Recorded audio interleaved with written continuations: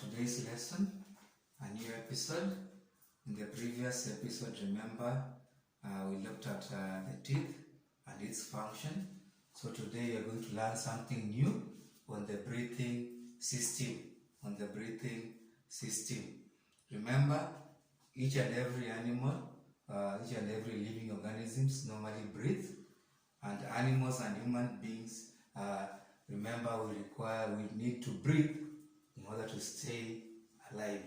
We need to breathe in order to stay alive. So today, you're going to look at the human breathing system. And from the syllabus requires us to know the parts of the breathing system. Number 2, to know the functions of each of those parts in the breathing system, and to be able to distinguish what happens when somebody is breathing in and when one is breathing out. So we shall begin. If you look at our chart here, this is a diagram of the breathing system, the internal part of the breathing system, and the parts the syllabus wants you to know. 1 is the nose, where we have the nostrils. Number 2 is the trachea, which is also known as the windpipe or the air pipe. Number 3 is the bronchus. 4, we talk about the lungs. And lastly, the diaphragm. So you have the nose, which you have the nostril. There is the trachea. There is the bronchus, which is at this point. There is the lung. And lastly, the diaphragm.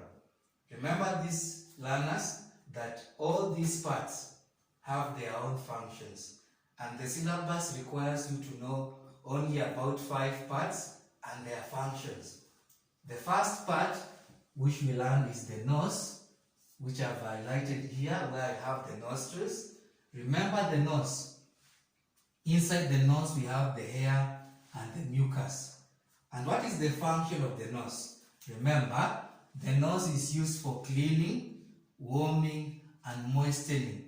Which air? The incoming air. That is the first part, where the incoming or air from outside enters first through the nose. So you'll be told that function of the nose is that it cleans, it warms, and moistens the incoming air. The second part is the trachea, which is the tube which is just joined to the nose. And the trachea, being the other name is the windpipe or the air pipe, it also performs the same function as the nose. It cleans, it warms, and moistens the air. One thing you should remember, that in both the nose and the trachea, we have the hair and the mucus. We have the hair and the mucus, which are found both in the nose and the trachea. What is the purpose of the hair and mucus found in KCP? The function is it cleans the air. What is the other name for cleaning the air? You can also be told that it traps what? Dust. Either you talk about cleans the air or trap the dust. That is the function of the hair and the mucus, which is found in both the nose and the trachea. This question came in KCP of 2013, remember that, learners, where they asked about a pair of the parts of the breathing system which are involved in cleaning, warming, and moistening of the air. That is the nose and the trachea. In 2015, they brought the function of the hair and mucus, which is to do what? To clean the air or to trap the dust. The fourth part, which is the lungs, remember, the lungs, this is where gaseous exchange takes place. That is where gaseous exchange takes place. And inside the lungs, we have the parts which are known as the alveoli or the air sacs, which are involved in that exchange of gases. The last part from the syllabus is the diaphragm. And remember, many of us talk about the function of the diaphragm, saying that it separates the chest and the abdomen. But remember this, we are talking about breathing. So if you talk about separation of chest and abdomen, that is not breathing. So remember, the function of the diaphragm in breathing, it is to allow expansion and contraction of the lungs, to allow expansion and the contraction of the lung. That is the function of the diaphragm when you're talking about breathing. So it allows expansion and contraction of the lungs. From there, I'm going to take you through the process of breathing. What happens when somebody breathes in and what happens when one breathes out. Remember, breathing in is also known as inhaling, and breathing out is to exhale or exhaling. So remember, I've highlighted here arrows to show you the movement of each and every part of the breathing system when somebody is breathing in, and the movements when somebody breathes out. So when you breathe in, if you can observe from the diagram that we are having here, is that if this part, which we refer to as the ribs, what happens to the ribs when somebody is breathing in? Remember, the ribs will move outward and upward. When breathing in, the ribs move outward and upwards. And in that form, remember, the lungs have expanded, meaning also the chest cavity, its volume has increased. So remember, the ribs move outward and upwards, the lungs expand, and in turn, the volume of the chest cavity increases. But what happens to the diaphragm when somebody is breathing in? The diaphragm will move downwards and then flattens. KCP of 2008, the question was brought. When breathing in, what happens?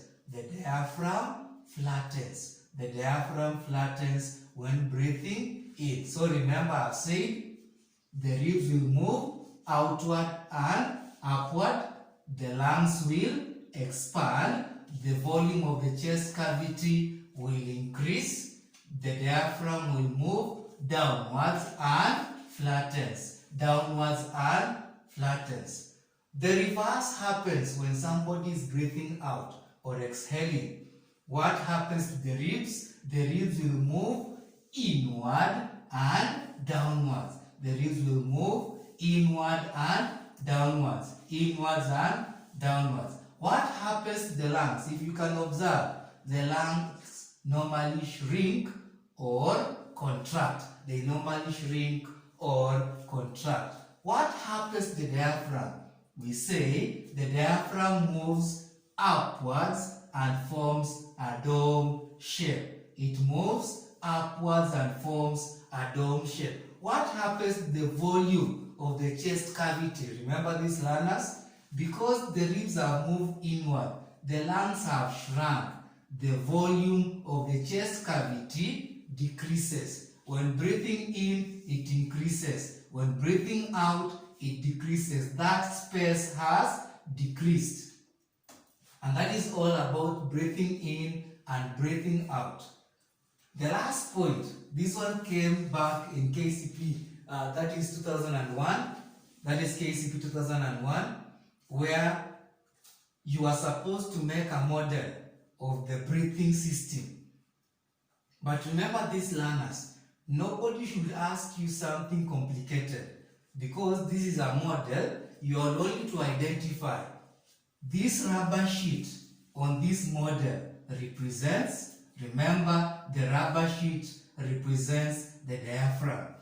This balloon in our model represents what in the breathing system? The balloon represents the lungs.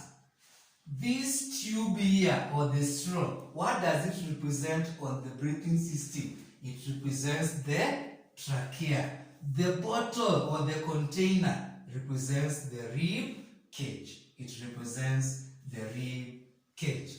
That is all we are supposed to know from the syllabus about the breathing system and the functions of the parts of the breathing system, and what happens when you are breathing in and when you are breathing out. On my right here, you will observe these are the KCP questions that have come from 2001 until 2019 KCPE. That is last year's KCPE. These are the questions which have been brought on the breathing system. At your own free time, wherever you are, you can attempt the question and see if you have understood our topic. That is all. Thank you for participating in our today's lesson.